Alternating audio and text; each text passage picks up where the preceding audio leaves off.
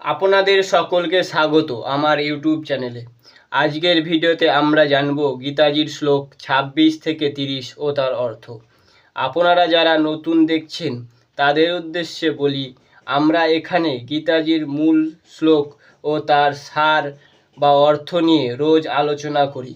আপনাদের যদি গীতাজির মধ্যেকার যে অনন্ত জ্ঞান সেটি নিজের মধ্যে ধারণ করার বা একজন প্রকৃত মানুষ হওয়ার ইচ্ছা থাকে তো আমাদের ভিডিওগুলি দেখতে পারেন। এখানে আমরা সহজ সরল ভাষায় সেটি বোঝানোর চেষ্টা করি। এখনও পর্যন্ত এই বিষয়ে আমরা 5টি ভিডিও তৈরি করেছি, যেখানে আলোচনা করেছি গীতাজির প্রথম অধ্যায় বিষাদযোগের 1 থেকে 25 পর্যন্ত শ্লোক ও তার অর্থ। এটি আমাদের 6 নম্বর ভিডিও ও তার এখানে আমরা জানব গীতাজির শ্লোক 26 থেকে 30 পর্যন্ত। তো চাইলে আগের ভিডিওগুলি দেখে আসতে পারেন। তো চলুন শুরু করা যাক আজকের ভিডিও। শ্লোক নম্বর 26। তত্র পশ্চাৎ স্থিতান পার্থান পিতৃনাথ পিতামহান আচার্য মাতুলান ভ্রাত্রান পুত্রান পৌত্রেণ সখীন তথা শ্বশুরান সহৃদয়শ্চৈব সেনু আরি উভয়পি।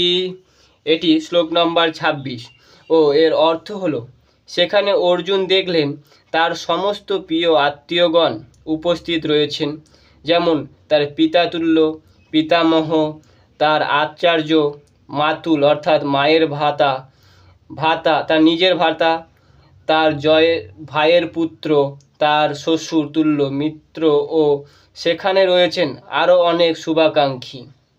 পরবর্তী শ্লোক নম্বর 27।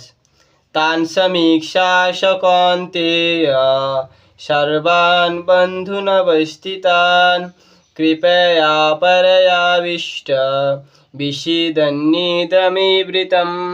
এই শ্লোকটির অর্থ, এখন যখন কুন্তিপুত্র অর্জুন দেখলেন যে সেখানে তার প্রিয় বন্ধুবান্ধব আত্মীয় স্বজন ও শুভাকাঙ্ক্ষীরা উপস্থিত, তখন অর্জুনের হৃদয় কেঁদে উঠল এবং তিনি বিষণ্ণভাবে শ্রীকৃষ্ণকে বললেন।